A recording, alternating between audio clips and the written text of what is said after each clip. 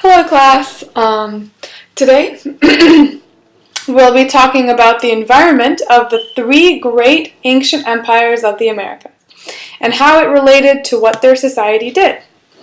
It is important to remember that people aren't smarter or less intelligent in their different empires, that they really are a product of their material environments. You can have a favorite empire or know that an empire did more, but others were not bad or stupid. So, the three ones we're going to be talking about today are the Aztec Empire, the Mayan Empire, and the Incan Empire. And we'll talk about what they traded, what they produced, and other things. The Aztec Empire is what we'll begin with. It is located in what is today known as central Mexico. They were ruling in central Mexico from the 12th century to the 15th century, or the 1100s to the 1400s, or about 900 years ago to 600 years ago. The Aztecs did not have ocean access, but they did have a large lake called Lake Texaco, and they lived kind of in a basin. They were incredibly advanced agriculturally and developed great irrigation methods way before their European counterparts. So even though Aztec society was very urban, their economy, which was based mainly on agriculture and trade, which was provided by the citizens not living in the city, in the outlying lands. The Aztecs used all arable land, and arable means farmable, and practiced advanced agronomy techniques such as crop rotation, which is where you change the type of crop you grow every 2-3 years. This way, not only did they farm the land, they also reclaimed the water, which provided constant nourishment for crops, which is a big deal because if you keep growing and growing the same kind of crop, you run out of nutrients, you run out of food in the soil. They did this by something called the Chinampa farming system, where beds of reeds were placed in a lake, covered with soil, and then brought back into the farm. The Aztecs had a market where farmers and craftsmen presented their goods to about 60,000 village and city residents per day. Goods at the market were bartered. There was no currency. Bartering is a system where you can someone might want 10 pounds of beans for 5 pounds of cocoa, or someone else might want 20 pounds of beans for 5 pounds of cocoa. It all depends on what that person needs, what that person values, and what they have, and how much you need what they have. The Aztecs also traded with other cultures outside of their own civilization. Merchants came in via rivers and the Pacific to the lands of other tribes. So they went out to sell to other people. They kind of provided, like a big store. The main contribution, because of this, was a system of communications between conquered cities. In Mesoamerica, they didn't have draft animals such as bulls or donkeys or horses for transport. And so they didn't also have wheeled vehicles. So the roads were designed for travel on foot. These roads were maintained by tribute, so people would, kind of give money to it. And travelers had places to rest and eat and even bathrooms to use at regular intervals. About every 6 to 9 miles. Also, the Aztecs came up with the courier system, who were constantly traveling around these roads, sending messages, bringing news, and they also kind of helped monitor the integrity of the roads. So, again, the Mayans, or the Aztecs, lived kind of separate. They were enclosed, and they spread outwards, and they needed to talk to people, and so they used roads. Let's go on to the Mayans. The Mayans are a civilization from 2000 BC to 900 AD. So that's about 3,000 years. Their civilization was about 200 years before the Aztecs.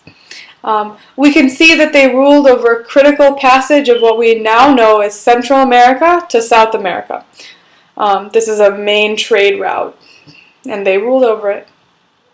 Chief staples of Mayan economic activity were centered primarily around food, like fish, squash, potatoes, corn, honey, beans, turkey, fruits, chocolate, and raw materials such as limestone, marble, jade, wood, copper, and gold. They also manufactured goods such as paper, which lead to books, furniture, jewelry, clothing, toys, weapons, and other things.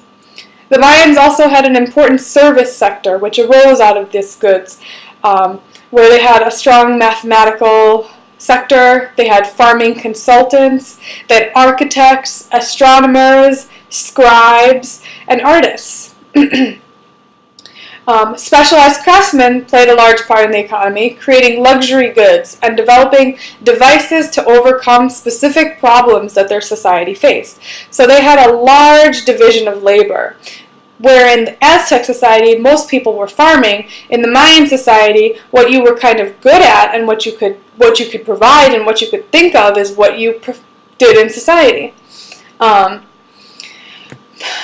The specialists also engaged in long-range trade, where a lot of other civilizations didn't have things like salt or fish, stones.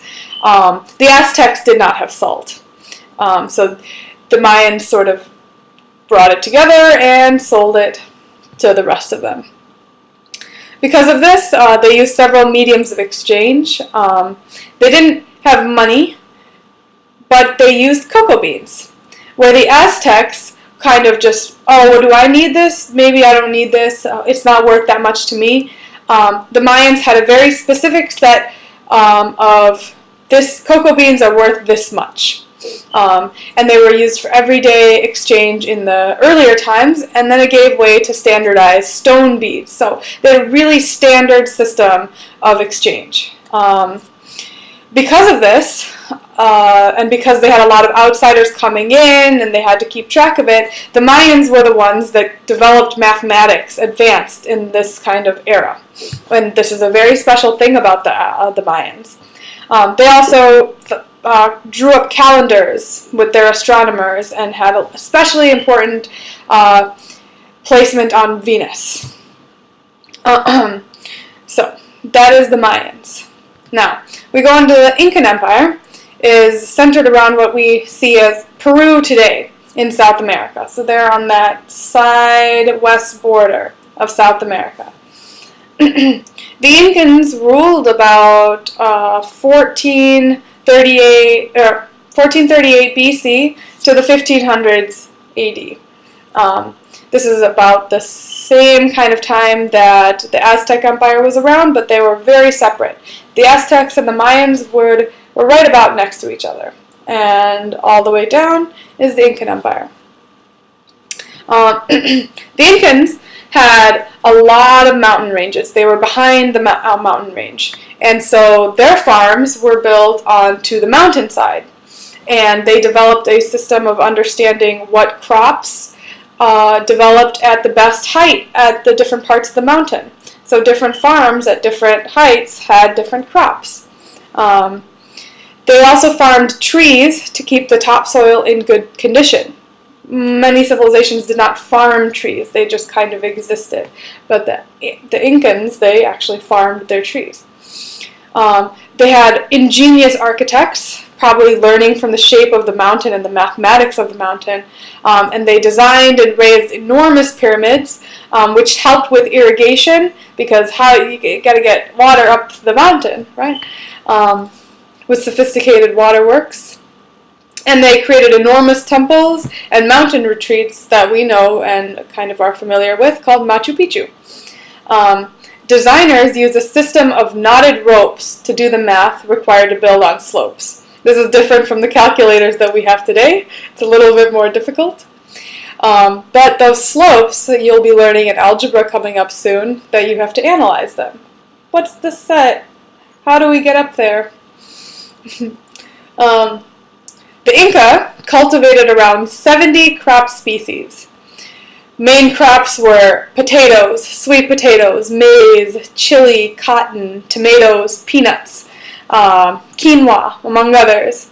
And these crops, they were so vast and expansive, the number of them, that they became kind of a historical marker in center of crop diversity that the Middle East and India and Africa also kind of participated in. These crops were widely distributed by the Spanish and are now important crops worldwide. Salsa was originated by the Inca people using tomatoes, chili peppers, and other spices, which is why when the Spanish conquered the Incans, they got salsa. The Inca also cultivated food crops on the dry Pacific coastline and in the lowlands of the Amazon rainforest. So they had the ocean, they had slopes, and they had a rainforest. So they could make a lot of different kinds of foods. Let's see.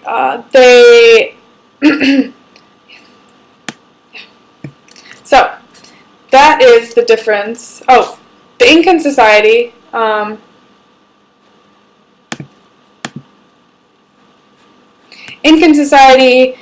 Incan economics did not have a system of trade within their own civilization.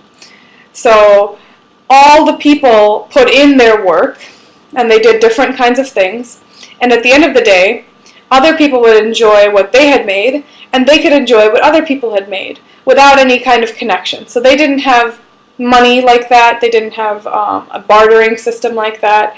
So they didn't have to develop any mathematics or anything like that. They did trade with outsiders.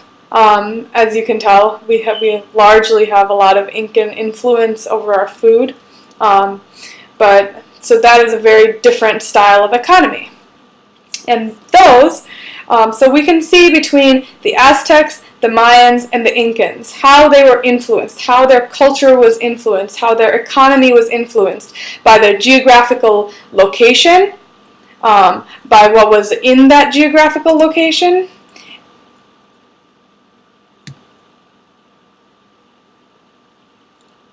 and who was around that, and what kind of resources were there. So that's it. Thank you for listening, guys.